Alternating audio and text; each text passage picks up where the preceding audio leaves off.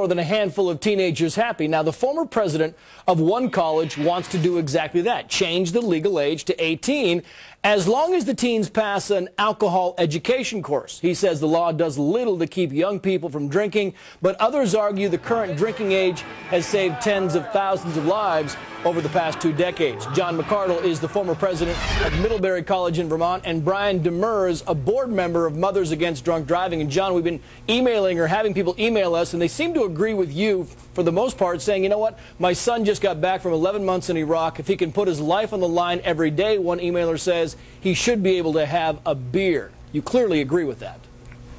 Well, ChooseResponsibility.org's principal purpose is to engage in exactly the sort of public debate that I hope will commence with this discussion this afternoon.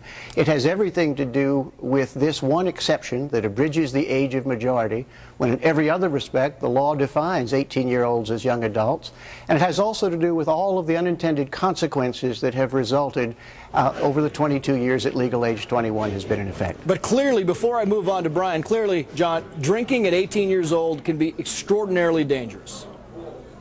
It can be, the more so when it is unsupervised. And one of the consequences of legal age 21 has been to force drinking behind closed doors, underground, and in the case of universities and colleges, off campus. But this is not simply a problem in academia. It is a problem that affects the 18 to 20-year-old cohort across the country in all environments, both college and non-academic environments. So, Brian, if we just supervise them better, if they're 18 years old and we're watching them and we know they're drinking, because, you know, let's face it, they are drinking. Whether we think so or not, they're drinking out there.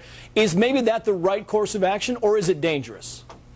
Well, they're drinking out there, but they're drinking less because of the 21 minimum drinking age. We've known from 25 years worth of research that when we lowered the drinking age in the 70s, we saw increased fatalities and injuries. And when we raised it again in 1984, we saw a decrease in fatalities and injuries. But it's kind of like saying, it's kind of like John McCain's thing today where, you know, they're saying, look, if you just preach abstinence, then kids are not going to have sex. That's the best way to go. Except the problem is we know that kids are having sex. We know that kids are drinking at 18. Isn't that kind of the debate here, Brian? Kids are drinking at 18, but like I said, the 21 minimum drinking age has kept less kids drinking. We've had hundreds of studies that have proven that. If you look over to New Zealand, who lowered their drinking age to 18 in 1999, they saw a 50% increase in emergency room visits for alcohol poisoning. That's a clear evidence that there's binge drinking going on there that wasn't there before. John, do you buy that argument? I would agree that the statistics show that fewer young people are drinking now than might have been the case 10 or 15 or 20 years ago. Those same data show that among those who choose to drink, there is more surreptitious, more dangerous, more risky drinking going on behind closed doors. Indeed, 90% of the alcohol consumed by 18 to 20-year-olds is consumed in periods of heavy drinking. That is happening in an unsupervised, unmanaged way and is putting a greater number of young adults at risk. So you clearly don't buy the argument, John, that it's going to be more dangerous and cost a lot more lives if we lower the drinking age. You got about 15 seconds.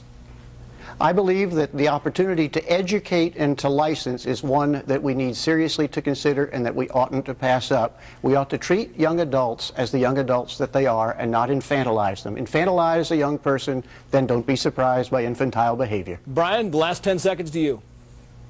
These are the youth of America we're talking about here, and we're playing a risky gambling game with these young lives. We need to be very careful about how we proceed with this and to use science and evidence to make our decisions. How old are you, Brian? 19 years old. 19. Brian Demers, John McCardell, gentlemen, thank you very much. Thank you very much.